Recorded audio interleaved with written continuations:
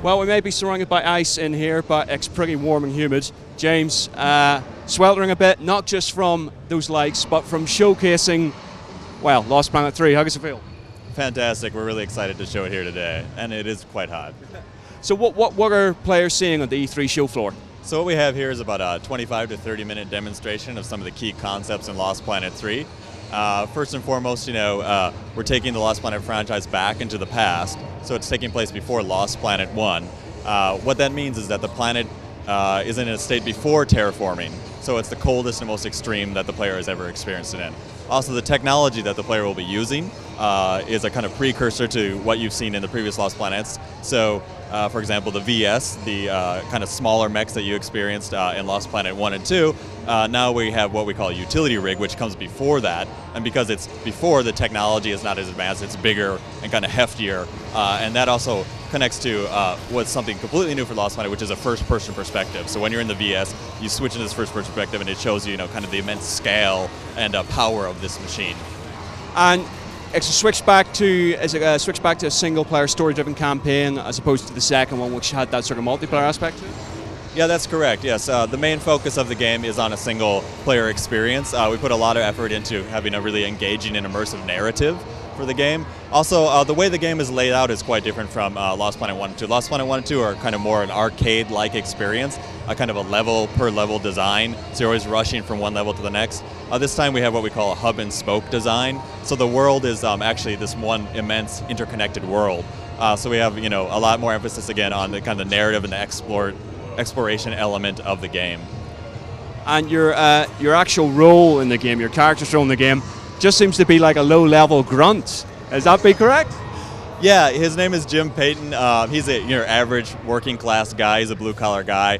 He's come to EDN3 as one of these colonists to earn hazard pay. He takes the dangerous jobs so that he can earn money for his wife and newborn son back on Earth. So that's his motivation. Of course, the motivation that inspires him on throughout the game changes across the course of the game because this is a hero's journey, but I won't divulge any of the secrets there. Now, we went a bit hands-on with it actually last night, and we saw that you had the same dangers about freezing out in these Arctic conditions, and we saw that your rig can freeze, forcing you to eject from it, clear the ice, but watch out for acrid attacks. That's correct, yeah. As I was saying, the planet is at the most extreme conditions the players ever experienced. So we have these moments, yes, where it's so cold that everything just stops moving. And it actually leads into another interesting thing that we have in the game, which is dynamic weather. So we have the kind of advanced weather system that we can implement at certain times as a designer to say, hey, we want you to experience something right now. But it also plays back into the the game. So you can go through one area and it's sunny and bright, and you might encounter a certain type of enemy there. And another time in the game, you might come through the same area, but you won't even recognize it because now it's all stormy. You have low visibility, and that adds a new player challenge for the player. It's harder to see where the enemies are coming from, etc. So, you can upgrade your rig as well. That's correct. Yes, we're not revealing any of the upgrades yet, but the rig is upgradable. The player himself too can carry a variety of weapons. We have your standard fare machine gun, shotgun, but of course this is a sci-fi game, so you can expect lots of cool science fiction-based weapons as well. Now, you sort of mentioned this is a step away from the arcadey feel of the previous two games. Is that also prove true with the shooting and the combat element of it as well? No, I actually wouldn't say that is the case. We're working in conjunction with Spark Unlimited, a developer here in the United States. So, if anything, I think the kind of feel of the game is more towards the kind of feel that people are used to in your kind of standard TPS, industry standard TPS, than it was kind of like in Lost Planet 1 and 2, which is kind of a Japanese take on that. We do have some a variety of controller settings. So if you are a fan of the original kind of Lost Planet feel, you can make it feel that way as well. But we're moving more towards pick up and play. Even if you're new to Lost Planet, you can come in, pick it up, play it right away, and know what you're doing. I was going to say, is the development a collaboration with the original studio and the original guys working on it? How does that work?